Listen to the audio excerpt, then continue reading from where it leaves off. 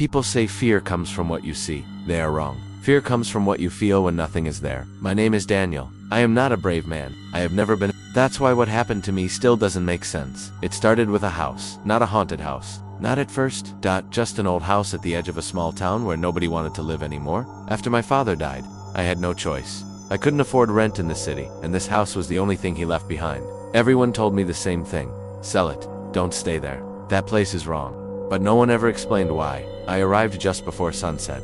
The road was quiet. Too quiet. The trees stood close together, like they were trying to hide something. When I stopped the car, the engine noise died and left behind a heavy silence. The house stood at the end of the road, 2 floors, gray walls, broken windows, a porch that leaned slightly to one side, like it was tired of standing. I stood there with my bag in my hand, listening to the wind move through the trees. Then I heard it, a soft sound, not a voice, not a step, a tap. I froze. Tap, tap, tap. It came from inside the house. I told myself it was wood cooling down. Old houses make sounds. That's normal. I unlocked the door. The air inside smelled old, dust and something else, something damp. The floor creaked under my feet like it was warning me to leave. I closed the door behind me, and the silence returned. No wind, no birds, nothing. I turned on my phone flashlight and walked inside. Furniture was still there, covered with white sheets. A chair, a table, an old mirror in the hallway. When I passed the mirror, I felt strange, like I had walked past myself too slowly. I looked back, nothing was wrong. I went upstairs. My bedroom was at the end of the hall. The moment I stepped inside, I felt it again, that feeling like someone was standing behind me. I turned quickly. The room was empty. I laughed nervously. "Get a grip, Daniel," I whispered. I placed my bag down and sat on the bed. That's when I heard it again. Tap, tap, tap. This time it was closer. Inside the wall. I pressed my ear against it. The sound stopped immediately. My stomach tightened. "Hello," I said softly. No answer.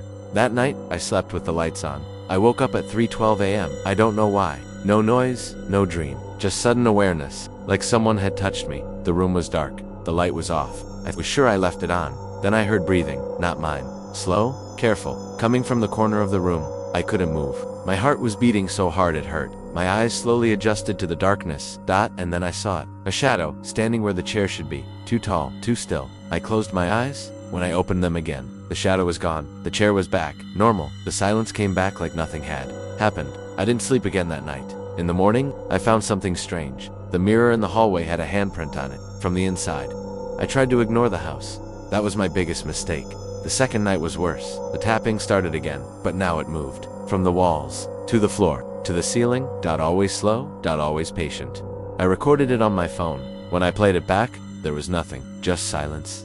That's when I realized something terrible. The sound wasn't meant to be heard by machines, only by me. I started hearing whispers, not full words, just parts of sentences. Breathing mixed with sounds. One night, the whisper said my name, Daniel. I ran outside without shoes. The cold air burned my feet, but I didn't care. I stood in the yard, shaking, staring at the house. All the windows were dark, except one. My bedroom. The light was on, and someone was standing there, watching me. The next morning, I found the chair in the middle of the hallway facing the mirror. I hadn't moved it. The mirror was cracked. Now. And inside the crack, something looked back at me, something that smiled. That night, the whisper became clear. "You left me." I cried without knowing why. I didn't remember leaving anyone, but my chest hurt like I had. I didn't go to the basement that night. I sat on the bed, holding my phone, staring at the wall where the tapping always came from. The house was quiet. Too quiet, like it was listening. At 2:59 a.m. The tapping stopped at 3 o'clock a.m. Something knocked. Not on the door. Under the floor. 3 slow knocks. Knock, knock, knock. My mouth went dry. "Daniel," a voice whispered. My voice. I stood up before I could stop myself. My feet moved like they didn't belong to me. The hallway was dark, but I knew exactly where to go. The basement door. I had never opened it before. It stood at the end of the hall, slightly open now, breathing out cold air like the mouth of something alive. I don't remember deciding to go down. I only remember being halfway there. The steps creaked as I went down, each one deeper, heavier, like the house was pulling me into its chest. The basement smelled like old water and rust. The light flickered on by itself, and that's when I saw the walls. They were covered with writing, not random. Writing. Sentences. Apologies. Promises. Dates. Going back years. All in my handwriting. My hands started shaking. "I will stay. Just let her go. I won't fight anymore." I stepped back and hit something behind me. Mirror. Tall, dirty, cracked, down the center. My reflection stood inside it, staring back at me. But it wasn't copying me. It was waiting. "You're late," it said. My voice. But calmer, older. "I don't understand," I whispered. The reflection smiled. You never do. That's why it works. The tapping started again, but now it wasn't in the walls. It was in my chest. What is this place? I asked. But the reflection raised its hand. The mirror changed. It showed another night, another version of me, standing in this same basement, crying, begging. Behind me stood a woman, her face blurred, but I knew it was her, someone I loved, someone I had forgotten. You promised? The reflection said. What did I promise? I screamed that you would stay. The mirror showed the truth. The first time I lived here, the house didn't trap me, it trapped us. The house feeds on choice. One person leaves, one person stays, and the one who leaves forgets. Every time I collapsed to my knees, that's not possible. The reflection stepped closer, its face almost touching the glass. You already left once, it whispered, and you came back. The basement door slammed shut. House groaned like it was waking up. The tapping became footsteps. My footsteps. Coming. Down the stairs behind me, I turned slowly. Was standing there. Another. Me. Pale, empty, smiling. I stayed. He said, and now it's your turn. The lights went out. I screamed when they came back on. The basement was gone. The mirror was gone. The writing was gone.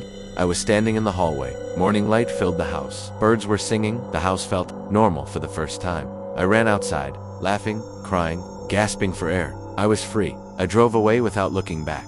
2 weeks later, I sold the house. I never went inside again. I moved to a new city. New job, new apartment, new life. The nightmares stopped. The tapping stopped. The fear stopped.